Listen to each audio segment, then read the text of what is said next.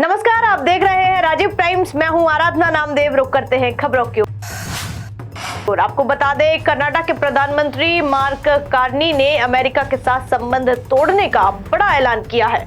उन्होंने कहा है कि अमेरिका के साथ हमारा पुराना रिश्ता खत्म हो चुका है और यह बयान तब आया जब अमेरिकी राष्ट्रपति डोनाल्ड ट्रंप ने कनाडा के उत्पादों पर भारी टैरिफ लगा दिया। ट्रंप सरकार ने 41.9 अरब डॉलर के कनाडाई सामान पर टैक्स लगाया है, जिसके जवाब में कनाडा ने भी 66 अरब डॉलर के अमेरिकी उत्पादों पर टैरिफ लगाने की घोषणा की है। इस फैसले के बाद दोनों देशों के बीच व्यापारिक और सैन्य सहयोग पर असर पड़ सकता है। पीएम कार्नी ने कहा कि हम अपने देश और कामगारों की रक्षा के लिए हर संभव कदम उठाएंगे। हालांकि उन्होंने यह भी कहा है कि भविष्य में बातचीत से कुछ सुधार हो सकता है, लेकिन पहले जैसे रिश्ते की संभावना बेहद कम है।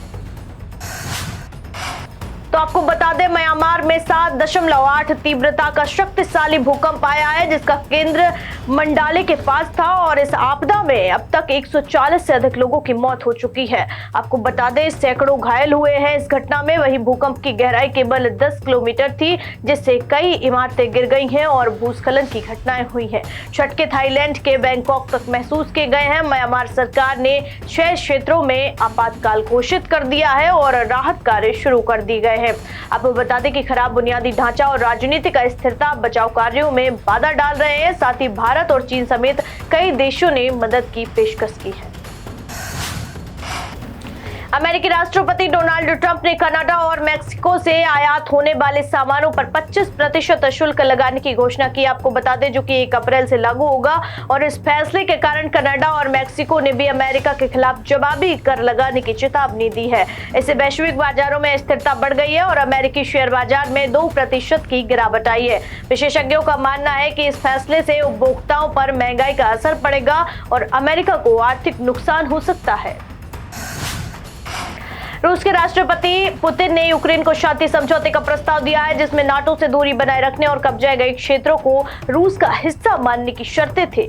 यूक्रेन ने इसे समर्पण करार देते हुए खारिज कर दिया है। इस बीच डोनबास क्षेत्र में युद्ध और तेज हो गया है। अमेरिका ने यूक्रेन को वार्ता के लिए दबाव बनाया है, लेकिन यूरोप को डर है कि यह युद्ध और लंबा खिंच सकता है।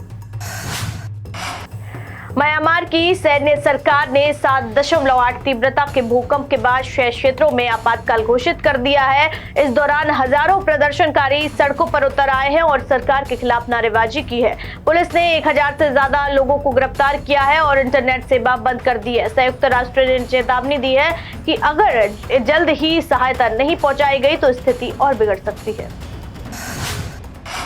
तुर्की सरकार ने 2 प्रमुख पत्रकारों को गिरफ्तार कर लिया है, जिन पर राज्य का अपमान और आतंकवाद के आरोप लगाए गए हैं। इससे देश भर में बड़े विरोध प्रदर्शन शुरू हो गए हैं। इस्तांबुल में हजारों लोगों ने सड़कों पर उतरकर प्रदर्शन किया है, जिन पर पुलिस ने आंसू गैस और वाटर कैनन से जवाब दिया है। साथ ही आपको बता दें कि तुर्की में पहले से ही मीडिया पर भारी पाबंदियां हैं और यह कार्रवाई अंतर्राष्ट्रीय स्तर पर चर्चा का विषय बन गई है।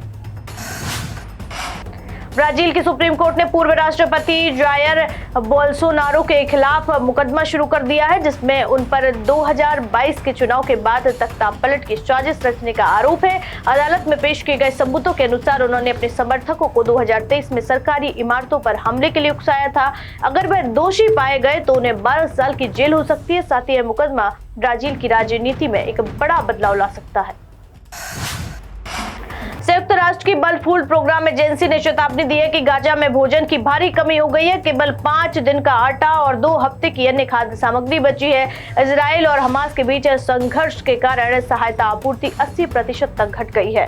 हालात इतने खराब हो चुके हैं कि बच्चों में कुपोषण और भुखमरी के मामले तेजी से बढ़ रहे हैं। संयुक्त राष्ट्र और कई देशों ने मानवीय सहायता की भी अपील की है।